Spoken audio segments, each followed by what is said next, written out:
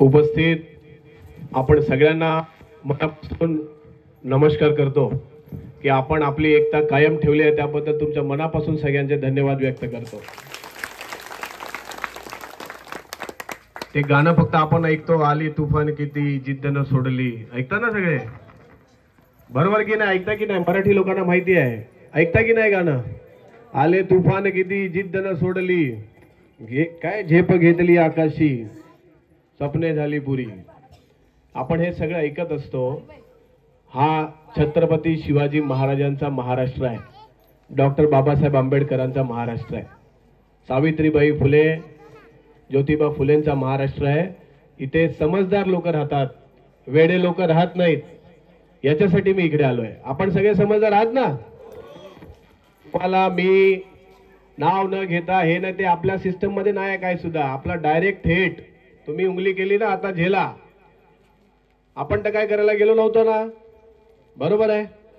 तुम्ही सगळ्यांनी मिळून प्रभाग क्रमांक 45 मधून संजय निरुपमला 9500 मतदान दिलं। अख्ख्या दिंडोशी मधून सगळ्यात जास्त मतदान कुठच्या प्रभागातून झालं तर प्रभाग क्रमांक 42 मधून झालं। आणि ते कोणामुळे झालं? तुमच्या आणि आमच्यामुळे झालं। एक शब्दाने जर मी फक्त ग्रुपवर मेसेज टाकला असता की टोपी पलटी करा, तर 5000ने मायनस झालो असतो, आपल्या वार्डात झालो असतो की नाही? पण आपण चांगलं मतदान काढून दिलं, प्रभाग क्रमांक 38 मधून काढून दिलं, प्रभाग क्रमांक 39 काढून दिलं, प्रभाग क्रमांक 40-41 आपल्या मराठी लोकांनी सुद्धा मनापासून शिंदे साहेबांच्या नावावर शिवसेना पक्षासाठी मतदान केलं। याला नाही केलं कोणी? हे सगळ्यांनी मिळून लाडकी बहीण योजना किंवा शिंदे साहेबांची मेहनत, आमच्या शाखा प्रमुखांची मेहनत, आमच्या पदाधिकाऱ्यांची मेहनत, आमच्या सर्व पक्षाच्या वेगवेगळ्या सेलच्या कार्यकर्त्यांची मेहनत, म्हणून ते मतदान तेवढं। नाहीतर तुम्हाला लास्ट टाइमला तर इकडे गजाभाऊंनी 50,000नी पछाडलेला, तुम्ही 49,000 ते 1,00,000 मतदान त्यांना होतं। म्हणजे तुमची तेवढी 50-50% पण लायकी नव्हतीच। आणि 2019ला जेव्हा तुम्ही इथे निवडणूक लढलेला, तेव्हा सुद्धा दिंडोशी मधील सगळ्यात जास्त मतदान कुठच्या प्रभागाने दिलेलं? ते प्रभाग क्रमांक 42 मधून दिलेलं। का?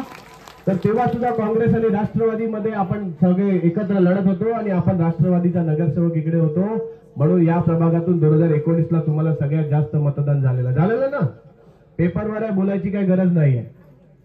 मग 2019 पासून 2024 पर्यंत बाबा झोपलेला काय? 2019 पासून 2024 ची निवडणूक होईपर्यंत हा होता कुठे? तेव्हा याला समजलं नाही डोंगरात लाईट द्यायला पाहिजे? तुम्ही इथे खासदारकीची निवडणूक लढलात ना, तेव्हा तुम्हाला लक्षात नाही आलं की या ठिकाणी लाईट द्यायला पाहिजे? या ठिकाणच्या लोकांनी तुमच्या मीटिंगी वैभव भरडकर बरोबर तुम्ही घेऊन फिरलात, आम्ही फॉरेस्ट का प्रश्न खत्म कर देंगे, वैभव रस्ता बना देंगे, वैभव पाणी ला देंगे। आणि जेव्हा वैभवला जेल झाली तेव्हा वांटेड का? तर लोकांना पाणी देताना म्हणून। तेव्हा तुम्ही आले का कुठे? तुमची काहीतरी भूमिका होती का? मग आज तुमची भाजलेली आहे, आता काय ते मी सांगत नाही, बरोबर आहे की नाही? तुमची भाजलेली आहे, त्याची खवली काढायला इकडे येता? हा, काही खोटं बोलायचं? अरे या लाईटी देण्यासाठी तर आम्ही इतके होतात ना तुम्ही लोक सगळे माझ्याबरोबर, आपण अदानीला टाळा मारलेला, आपण नागपूरला आंदोलन केलं, देवेंद्रजी मुख्यमंत्री तेव्हा होते, आताही आहेत। त्यावेळेला देवेंद्रजींनी मोठी मीटिंग घेतली याच्यासाठी, सगळ्या इकडचे आमदार प्रकाश सुर्वे असतील, आमदार सुनील प्रभू असतील, आमदार प्रवीण दरेकर असतील, सगळ्यांना एकत्र बोलावून, वनक्षेत्राचे जवळचे आमदार विद्याताई पण आहेत, सगळे त्यावेळेला सगळ्यांना एकत्र बोलावलं की याच्यावरती कसा मार्ग काढण्यात येईल। हे लोक आंदोलन करतात आहे, रस्त्यावरती उतरले। आणि त्याच्यानंतर एक निर्णय झाला, बावनकुळे साहेब आता मंत्री आहेत, तेव्हा ऊर्जा मंत्री होते, तेव्हा त्यांनी सांगितलं डोंगरातली लोक बिना लाईटचे कसे राहतात हे बघण्यासाठी 2 दिवस जरा फॉरेस्टच्या अधिकाऱ्यांच्या सगळ्यांच्या बंगल्यांची लाईट बंद करा। आणि त्यांच्या आदेशावर 1 दिवसासाठी फॉरेस्टच्या अधिकाऱ्यांची लाईट बंद करण्यात आली। जेव्हा त्यांच्या घरात लाईट नाही, जेव्हा त्यांची हालत खराब झाली, त्यानंतर पुन्हा नागपूरला ती बैठक झाली।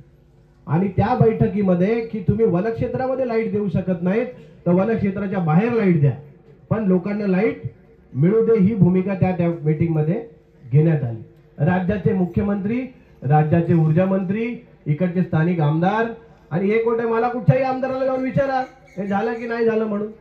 माझ्या समोरच्या घटना आहेत, ते लोक पण उपस्थित होते. मी नागपूरला ऊर्जा मंत्री तेव्हा बावनकुळे साहेबांच्या बंगल्यावर मीटिंगला मी पण आहे, त्या लोकांमध्ये फोटो आहेत. मग हा एवढा काळ लोटला, एवढी आम्ही मेहनत करतोय, आपण कंटिन्यू सगळ्या गोष्टी करून आणल्या. तेव्हा तुम्ही कुठे होता तो? तेव्हा तुम्ही एकदा तरी कुठे तुम्ही दिसले? आज तुम्ही असे डोंगरामध्ये येऊन सांगताय की वैभव भरडकरने मला हरवलं म्हणून मी येतोय.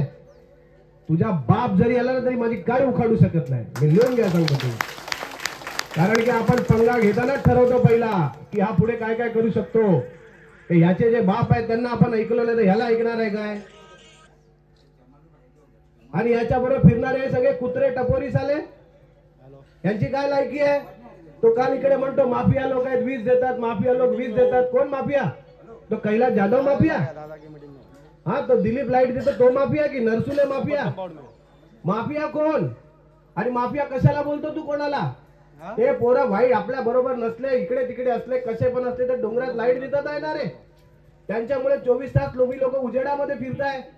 म्हणजे ते लोक स्वतःच्या जीवावर सकाळ संध्याकाळ ते काय मीटर मध्ये करतात आहे, काय घालतात आहे, आपला विषय नाही. आणि तिथून ते तुम्हाला लाईट देतात आहे कसं तरी, म्हणून ते माफिया.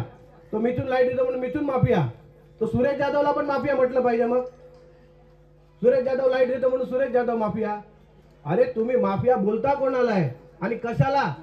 त्यांनी काय केलंय तुमचं? हे बघा, लाईटचं तुम्हा सगळ्यांना मी जाहीरपणे सांगतो, लाईटची आपल्याला बाहेरून आपण लाईट घेतोय.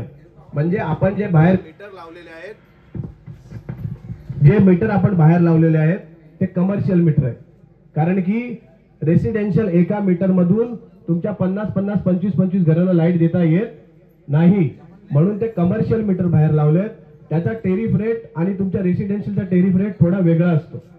म्हणून काही ठिकाणी तुम्हा लोकांना बिलं जास्त येतात, काही ठिकाणी कमी येतात. हा त्याचा तिकडचा महत्वाचा मुद्दा म्हणजे तो आहे. त्या मुद्द्याकडे लक्ष नाही. त्या मुद्द्यातून बाबा आपण त्याला रेसिडेन्शियल करून एकत्र सगळ्या गोष्टी सॉल्व्ह करू. त्या गोष्टी म्हणजे याला नॉलेजच नाही, उगाच यायचं आणि काही भोकायचं इकडे.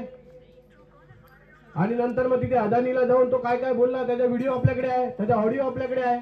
इकडे पत्रकाराने विचारलं तर म्हणतो नाव घ्यायचं नाही. तुला हिंमत आहे तर इथंच घ्यायचं ना. आमची लोक बसलेलीच अंडी बिंडी कांदे बिंडे घेऊन सगळे बरोबर.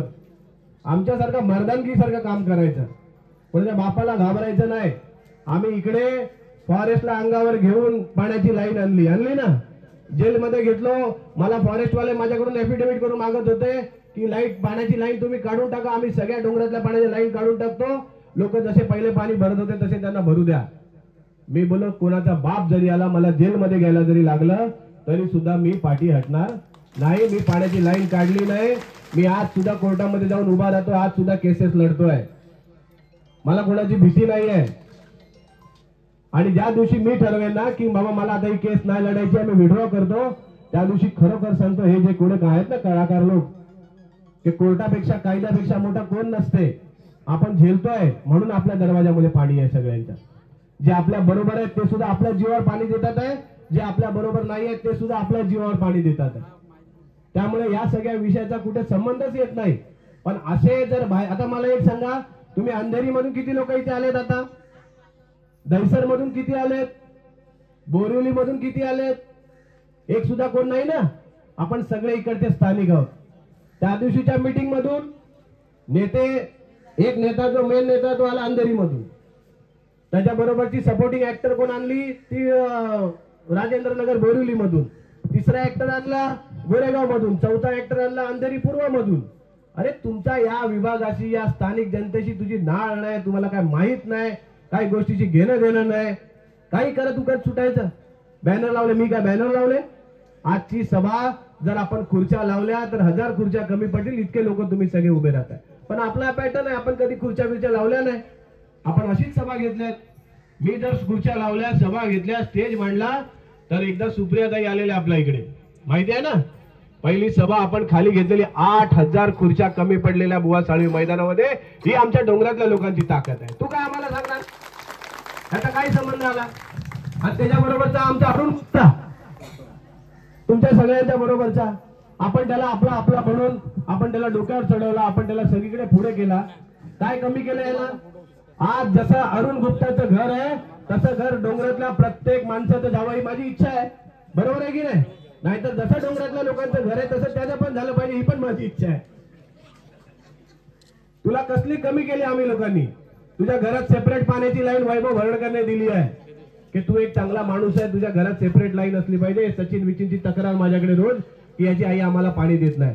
बोलो जाऊ दे, ती लाईन त्याला देऊन टाका, तुमच्यासाठी एक नवीन लाईन घ्या. नवीन खर्च केला, नवीन पाईप टाकून दिले. बोलो तुम्ही इकडनं चालवा. त्याच्या घरात लाईट आपण दिली. आज 4 महिने महेश्वर नगर मध्ये आमचा उपेंद्र यादव राहतो, त्याच्या घरातून आपण त्याला लाईट दिली. का दिली? तर आपल्या त्याचे मोबाईल चार्जिंग राहिलं पाहिजे, पत्रकार आहे, असं आहे तसं आहे, चाललं पाहिजे त्याचं.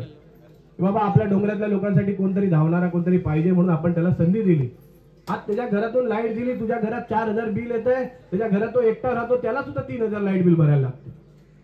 आता तो माणूस वैतागलेला आहे, तरी मी त्याला 4 महिन्यापासून म्हणतो बाबा तू याच्या माध्यमातून तू हे घे आणि त्याला लाईट दे, जाऊ दे आपल्या डोंगरातल्या एका पोराला कोणातरी लाईट राहू दे. आता यांना नेतागिरीचे किडे चावतात. त्यांना कोण फक्त वैभव भरडकरच्या विरोधातला माणूस भेटला की त्याला कसा चिपकायचा आणि त्याला कसं घेऊन येऊन नेतागिरी करायचं एवढंच समजते. यांच्या पलीकडे काही नाही. यांच्या चाळीतले लोक यांच्या विरोधात माझ्याकडे तिकडे येतात की ऐसा दादागिरी करता, ऐसा करता. आपण बोलतो जाऊ दे रे, मोठा माणूस असला की आपण इग्नोर करायचं असतं, दुर्लक्ष करा, आपण जाऊ दे बोलतो. म्हणजे जेवढे त्याच्या बरोबर आहेत या सगळ्यांनी डोंगरातल्या लोकांना दिलेला त्रास आहे आणि त्यांच्या भूखंडावर लात मारून आपण त्यांना बाहेर काढलेले लोक आहेत. तुझ्या बरोबर एक सुद्धा डोंगरातला लोकांचा चांगला विचार करणारा नेता तुमच्या बरोबर नाही.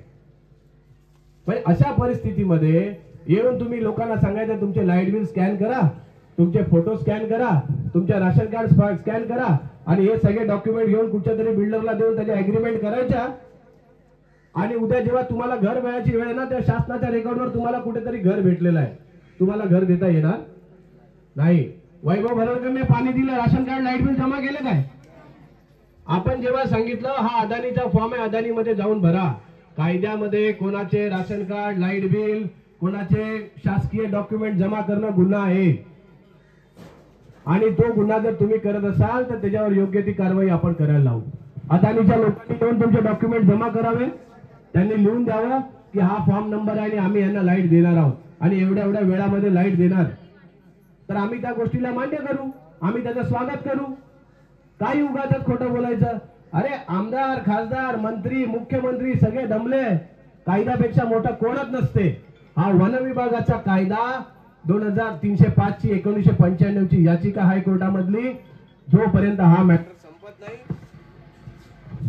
जोपर्यंत हा विषय संपत नाही, आपल्याला डोंगरामध्ये लीगल कायदेसूद आपल्याला काही करता येणार नाही. तर तुमची भूमिका काय असली पाहिजे?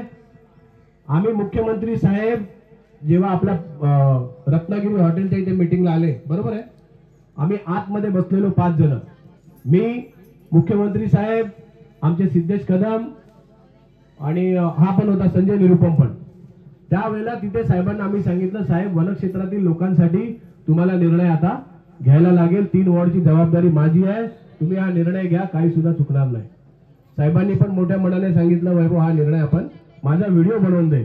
साहेबांनी व्हिडिओ बनवला, परंतु कायद्यामध्ये आचारसंहितेमध्ये ती घोषणा तिकडे करता आपल्याला येत नाही, म्हणून लीगल ऍडवायझर्सने तो व्हिडिओ थांबवला. आणि अशा पद्धतीने दिवस रात्र आम्हाला आमच्या डोंगरातल्या लोकांचं सुचते ना रे. आज